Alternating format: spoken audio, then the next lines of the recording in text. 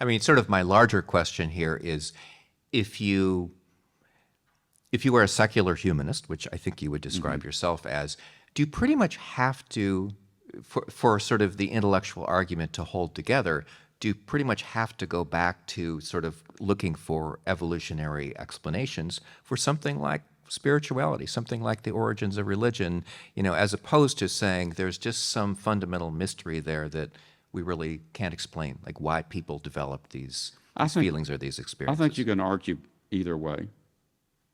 I mean, I like mystery, so I certainly think that there are a lot of things that we don't understand. So I would accept that argument. But in trying to find a reconciliation of science and spirituality, which is part of my mission, my aim is to try to find a scientific explanation for these things. And in doing so, I don't discount at all the magnificent and majesty of these experiences we're talking about. But it's just that this is a way that I can imagine both a scientific and a spiritual world that are the same world. What I find so interesting is, I mean, you are carving out this space between, on the one hand, the hardcore atheists like Richard Dawkins, who have absolutely no patience for religion at all, and on the other hand, people who are, very religiously minded, who really reject the strictly materialist worldview, and they talk about scientism, science trying to explain everything. You're trying to find some middle ground there, and I guess I'm wondering what's at stake here for this, and why does this matter?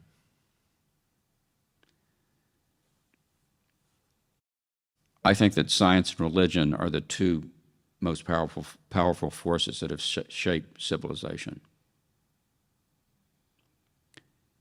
And of course, I've given my version of religion, which I favor, which is not organized religion, but these personal experiences that we have. And religion is not going away, science is not going away. They're both part of who we are. And one thing I don't like about Dawkins is he just dismisses religion and people of faith altogether. He says they're ignorant. And I think that's condescending and it's offensive.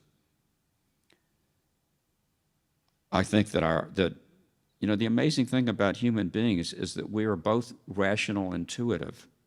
We're scientists and we're artists, we're painters, we have spiritual experiences. We can also work out that the area of a circle is pi r squared. We have all of these capacities. It's just amazing. The human brain is the most complex object that we know of in the universe. It's more complex than a star. It's more complex than an entire galaxy. And it's just extraordinary what our brains are capable of. I think that non-human animals have extraordinary brains too. I don't think that they have the level of consciousness that we do, but I think that they have, pretty amazing brains too. So I'm just constantly amazed and in awe of what the human brain is capable of.